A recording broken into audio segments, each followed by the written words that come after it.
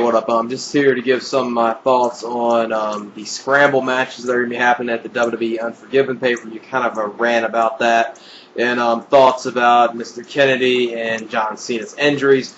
First off, I want to get on to these Scramble matches, and these Scramble matches, ever since I heard of the idea when they did announce it, I wasn't high on it, still not high on it. I think it's going to be a complete clusterfuck. It's not going to be anything the fans are going to like. WWE has some perspective, and pretty much mainstream wrestling in general has perspective that they think, oh, if the fans, fans are into title changes, and the title can change as much as it wants, fans don't care, which I actually disagree with, because I think, the longer a person holds the title, and you have to make the title seem more prestigious than what, you have to make the title seem prestigious. And these matches, now, if there was only one, and they just kept it for Raw, it would have made sense, and especially due to the fact this is supposedly, as far as the kayfabe-wise, work-wise of it, that this is supposed to be a Mike Adamle original. This isn't supposed to be something WWE is doing. It's supposed to be his idea, so it would be make more sense in the storyline-wise to just have Raw do it and have the other two shows have regular world title matches. Now, as far as the Raw one, you got good competitors in there. You got Rey Mysterio. Batista, when he wants to, he can show up and be good. You have CM Punk. Then you got, let me think, who else you got? You got Kane and JBL. And those two are going to be the ones that probably drag the match down, but definitely looking forward to seeing how CM Punk and Rey are going to be doing. But the one thing that doesn't make any fucking sense in here is, okay, you have Rey in here, but you've been doing the storyline with Kane. And to my knowledge, unless I missed it on Raw, because I only watched a little bit of Raw this Monday, unless Rey returned and I read the results and don't think he did, doesn't make any real sense him being in this match. Kane's supposed to attack him. We're not supposed to know where he is. And plus, they've got an idea where Kane possibly might win this match, and then they'll have some type of main event Raw feud with Kane versus Rey, which I don't think is going to work at all. I'm not saying they'll be terrible matches. They'll probably try to recreate the Shane and Kane feud kind of with them, the smaller guy, versus the giant. That's probably what they'll do. It could be decent, but I'm hoping they at least keep CM Punk as world champion. Or, I wouldn't even mind Batista winning this. But the thing in this is that I hate the most is I wish this would have just been, a five-way. You do something where it's elimination style, and not this, the title can change as many times at once within 20 minutes. I think the whole 20-minute rule is completely ridiculous. It's going to really hurt the match. The match is going to go 20 minutes. It's not like, a normal match or any type of match where you have a multi-man match, elimination style, where you don't know exactly how long it's going to be, which I think that's the part of this that hurts. And as far as the ECW one, I was hoping that Matt Sydal would get on it. Because basically ECW title, it's not like, it's a world title, so it'd be okay to put someone in a match that hasn't been necessarily on TV because that long. Because in my opinion, the ECW show needs to be a show to elevate talent, not to, just help out, Matt Hardy or Mark Henry. Should just elevate all the talent. And, some of the people in here, I would have preferred John Morrison in here probably over Finlay, even though I do like Finlay. But they're doing this whole Mike Knox and his feud on there, so it doesn't really make sense him being involved in here. And then, Chavo, I probably would have had Matt Sydal, a.k.a. Evan Bourne, in here instead. But, that match is going to be completely terrible. You'll probably see, in all these matches, probably see the title change a lot. Then as far as the SmackDown one, I just want to get on to the SmackDown one. You got actually good workers there. As far as the match rules, as I said, I'm not that high on and think it's ridiculous and think it's fucking terrible. Seems like, this whole gimmick would be something Vince Russo would have done, in some weird-ass gimmick match in TNA or in the dying days of WCW. That's just what this reminds me of.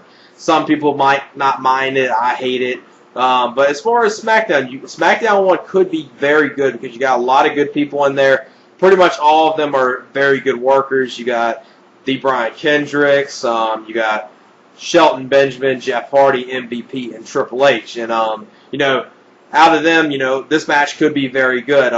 The thing I obviously see is during this, you'll probably see the title change a few times. Not as much. I expect during the ECW one, it to change very frequently, maybe up to 6 or 7 times. Raw, probably like 3 or 4, and I expect CM Punk to sneak out and hold on to the title. In the last seconds, someone hits a finisher onto CM Punk, and as right when the referee's counting 1, 2, 3, before he gets to 3, the time expires. As far as SmackDown, I see Triple H retain the title because within this type of gimmick and it devaluing the title a little, I can't see him wanting to lose the title in this type of match. And pretty much, Shelton Benjamin and Brian Kendricks, they're not going to win. MVP and Jeff Hardy seem like they possibly could. Definitely, I know a lot of fans are probably hoping Jeff Hardy wins, but don't really know if you can trust him as world champion. MVP, I like him a lot, but think he's a little off of becoming world champion yet. He's still like about 6 months away from it getting to that level, so I see him retaining. But the one thing, in this type of gimmicks, we know one of the titles is probably going to change. SmackDown, the ECW title, I think is going to be the one to change out of the 3. That's going to be the one no one really cares about. Matt Hardy will probably finally win the title to, make Mark Henry seem still good and make him look, like a strong monster. He'll probably not get pinned by anyone in the match. He'll probably pin a few people. See him retain the title. You see Chavo probably get it for a few minutes, and you probably see Finlay maybe get it for a minute or 2. This whole idea of this match, I don't know where WWE came up with this. It's going to completely fail. Now, as far as the Unforgiven pay-per-view, not really looking forward to it with those 3 matches. But then we got one thing I'm really looking forward to on the Unforgiven pay-per-view, and that's Chris Jericho versus Shawn Michaels in an unsanctioned match. And this is going to be very good. I expect this to be a very good out-and-out brawl, really enjoyable. Hopefully this leads up to an I Quit match at a later pay-per-view, possibly the Survivor Series. Then on to John Cena and Kennedy. Unfortunately, both of them are out with injuries. Kennedy has been one of those wrestlers that has been very injury-prone. Now, I think he's a great athlete in the ring, and he has something that seems very marketable, and he's definitely very over with the crowd as far as, when he turned face, and, he still gets over with the crowd. And, but the one thing WWE has to worry about is, they kind of have to worry about, he failed a wellness test back in the day.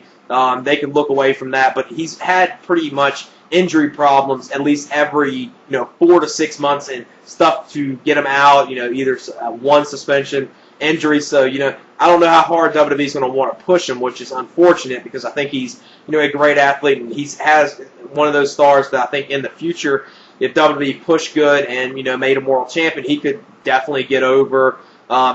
Some people might say he's kind of like this generation's Rock a little, or at least you kind of can see that in him, with working over the mic and stuff, his mic work and stuff.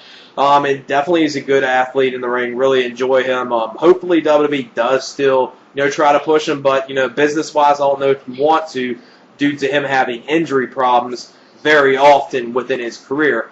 Then on to John Cena. John Cena's injury now. I know a lot of people, as far as the internet audience, smart marks, and even the casual fans, some of them are probably happy John Cena's injured, which is a sad thing. I mean, as far as, any sport, wrestling, or, basketball, football, or any type of sport, doesn't really matter. There's, people I don't like in certain sports, but I don't wish for them to get injured. And I'm not going to say, wow, yes, he finally got injured, don't have to see him.